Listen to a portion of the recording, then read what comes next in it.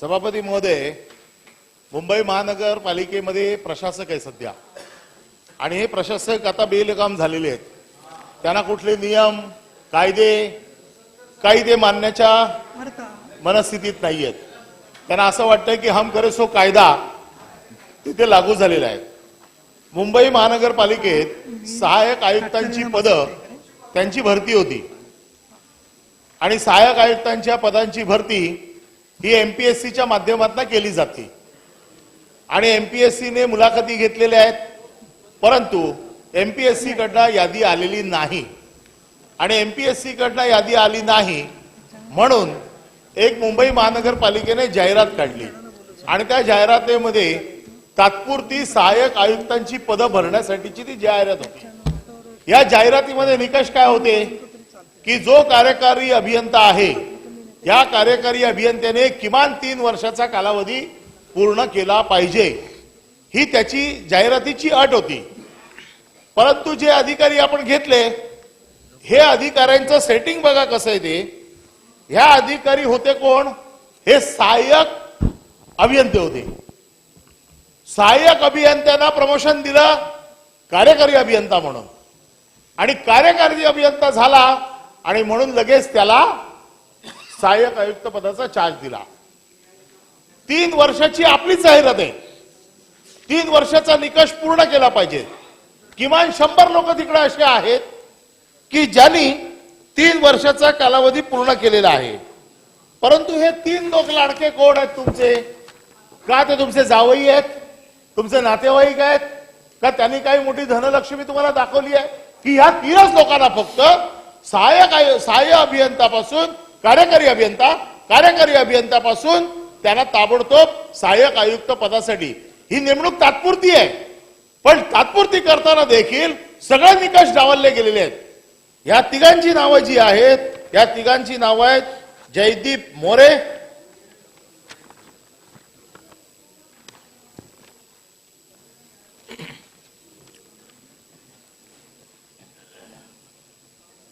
उद्धव बापू चंदनशिवे, सलील कृष्णाजी तळेकर, अजय रामभाऊ पाटणे. 32 लोक तिकडे आहेत ज्यांना हे प्रमोशन दिलं गेलं. आता माझं म्हणणं असं आहे की तिथे एवढे एलिजिबल लोक असताना या 3 लोकांनाच फक्त सहाय्यक अभियंत्यावरना कार्यकारी अभियंत्यावरना सरळ वॉर्ड ऑफिसर सहाय्यक आयुक्त. आज माझा प्रश्न असा आहे की कुठलेही निकष त्यांनी पूर्ण केलेले नाही. तुमची स्वतःची जाहिरात आहे, ज्या जाहिरातीमध्ये तुम्ही जे निकष लिहिलेले आहे 3 वर्षाचा कालावधी पूर्ण केलेला आहे, तो कुठलाही कालावधी पूर्ण केलेला नाही. त्यांचे कार्यालयीन आदेश आहेत, पाहिजे असेल तर तुमच्याकडे पाठवतो. कोणाला असं वाटत असेल कागद खोटा आहे तर येऊन तपासून बघून घ्या.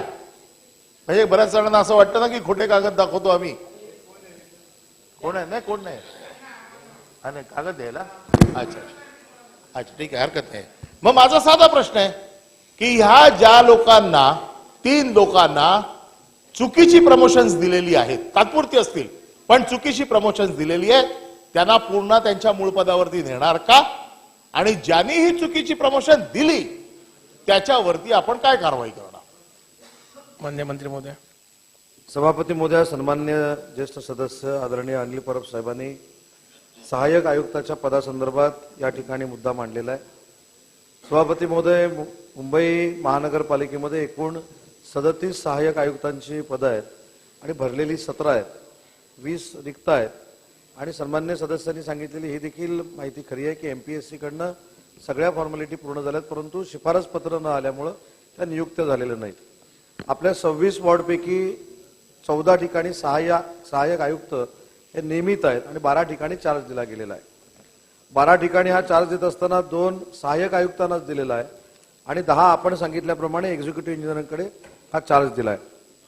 मी या ठिकाणी सर्वप्रथम महत्वाची शासनाची भूमिका जी आहे ती विशद करतो. कोणालाही आउट ऑफ द वे जाऊन प्रमोशन दिलं असेल तर आपण तपासून घेऊ, त्याच्याबद्दल काय प्रेस्टिज इश्यू काही करण्याचा प्रश्नच येत नाही. आणि एमपीएससीला देखील विनंती करू, कारण काही नाही प्रविष्ट बाब असल्यामुळे कदाचित एमपीएससी सांगत नसेल, परंतु एमपीएससीला देखील आयुक्तांना सांगून विनंती करू की लवकरात लवकर ही जी काही यादी आहे, शिफारस पत्र आहेत ती आम्हाला द्यावीत, म्हणजे बाकीचे देखील जी प्रमोशननं किंवा त्या पदावर असताना जे चार्ज दिलेले आहेत ते एमपीएससीच्या लोकांकडे दिले जातील आणि म्हणून जी यादी एमपीएससी कडनं यायची बाकी आहे त्या संदर्भात त्यांना आम्ही विनंती करू आणि 3 नावं जी अनिल परब साहेबांनी या ठिकाणी सांगितलेली आहेत ती तपासून नक्की बघू. म्हणजे त्याला कार्यालयीन आदेश दिलेले आहेत, त्यांना कार्यकारी अभियंता कधी बनवले त्याची तारीख या आदेशावरती आहे आणि त्यांना वॉर्ड ऑफिसर कधी बनवले त्याची तारीख आहे आणि हे महानगरपालिकेचेच कागदपत्र आहेत, हे द्या सगळे त्यांच्याकडे. त्याच्यामुळे तपासायचं काही कारणच नाहीये आणि एखादा आमदार जेव्हा सभागृहात सांगतो तो खरं बोलतो असं समजूनच आपण कारवाई करायची असते.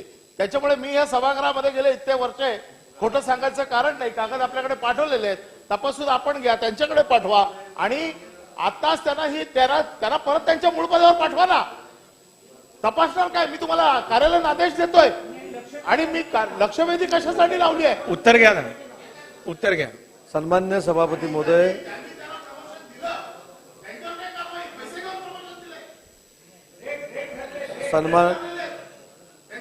सन्माननीय सभापती महोदय, मी हे कुठेही असं म्हटलं नाही की जर चुकीचं झालं असेल तर त्याचं आम्ही समर्थन करू. मी मगाशी देखील सांगितलं या सगळ्या बाबतीमध्ये मॅट कोर्ट हे होत असतात. या संदर्भामध्ये त्याची तपासणी देखील काय 2 वर्ष 4 वर्ष 10 वर्ष आम्ही करणार नाही. पुढच्या 15 ते 20 दिवसामध्ये त्याची आपण तपासणी करू आणि पुराव्या सकट दिलेला आहे. जर याची चौकशी होणार असेल, चौकशी काय, मी तुमच्याकडे कागदपत्र दिली आहेत ना सभापती महोदय, आपण उच्च स्थानावर बसलेले आहात. मी आपल्याकडे न्याय मागतोय याच्या बाबतीमध्ये. याच्यामध्ये त्यांनी जाहीर करायला आपण पाहिजे. सन्मान्य सदस्य परब मी साहेब, जर आपण खोटं ज्येष्ठ बोलत असेल तर आहात. माझ्यावर कारवाई आपण कागदपत्र आमच्याकडे दिलेले आहेत, इथनं आम्ही मंत्री महोदयांकडे पाठवतो, त्यांनी ते नाही तपासावेत. सभापती आणि चौकशीचे आदेश सभापती महोदय, तपासून तर घेतले पाहिजेत. मी अतिशय सकारात्मक पद्धतीने सांगितलं. सांगावं हे चुकीचे आदेश आहेत, आम्ही ते रद्द करतो, त्यांना मूळ पदावर पाठवतो. आणि आपण माझ्याकडे जे कागद दिले आहेत ज्यांनी यांना प्रमोशन चुकीचं दिलंय त्याची चौकशी करू देत की कसं दिलं त्याच्यावर तुम्ही कारवाई कधी करा. पण ज्यांचे आदेश मी तुम्हाला आता दिलेले आहेत, जिथे निकष तोडले गेलेले आहेत, त्या निकषांच्या तारखा तुमच्या समोर आहेत आणि मग एवढं सगळं तुमच्याकडे दिल्यावरती मी परत चौकशीची वाट बघत बसायची? हे प्रशासक माजले आहेत, आता कोणाचं ऐकत नाहीयेत. महोदय, सन्माननीय सभागृहातले सदस्य जे काय सांगतात त्याच्यावर विश्वास ठेवून आपण नक्की कार्यवाही करतो. त्याच पद्धतीने मी सांगितलं की जे कागद आहेत ते तपासलं तर पाहिजेत. अविश्वास नाही आहे.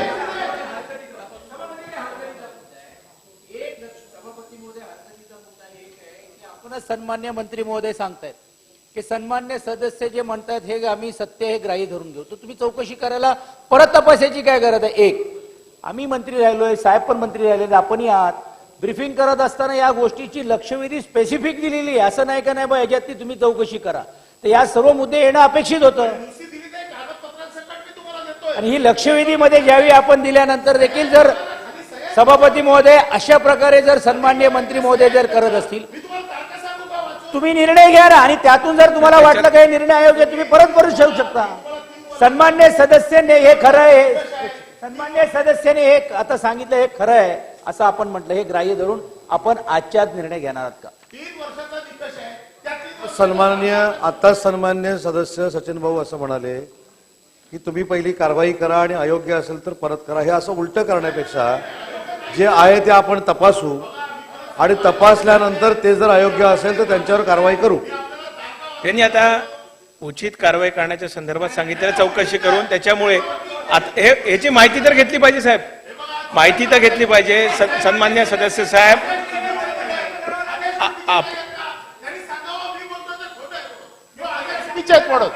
मी आदेशाची तारीख दिलेली आपल्याकडे. सन्मान्य कपिल पाटील साहेब. सभापती महोदय, ज्या वेळेला सभागृहातील ज्येष्ठ सदस्य कोणताही सदस्य जेव्हा माहिती देतो आणि दाव्याने सांगतो त्यावेळेला ती खरी मानून योग्य ती कारवाई ताबडतोब केली जाईल असं आश्वासन अपेक्षित आहे. योग्य ती कारवाई, योग्य ती मान्य मंत्री महोदयांनी याच्या संदर्भात मगाशीच सांगितलेलं आहे. सभापती महोदय, कपिल पाटील साहेबांनी सांगितलेलं सहमत आहे. मी देखील 2004 पासून सभागृहात आहे, मी देखील सभागृह बघतोय. मी सदस्यांवर कुठेही आक्षेप घेतलेला नाही. कागद का तपासावे लागतील तर मी स्वतः सांगितलं ना की कार्यकारी अभियंत्यांकडे चार्ज दिलेला आहे. एमपीएससीची यादी मागण्याच्या संदर्भामध्ये आम्ही शिफारस करतोय. त्याला काही परमनंट घेतलेलं नाही, तात्पुरत्या स्वरूपाचं घेतलेलं आहे. आणि अयोग्यरित्या जर घेतलं असेल तर तपासून त्याला बाजूला करतो म्हणून सांगितलं ना. पण उद्या सदस्यांनी सांगितल्यानंतर प्रत्येकाला निलंबित करा, प्रत्येकाला सक्तीवर रजेवर पाठवा असं होऊ शकत नाही.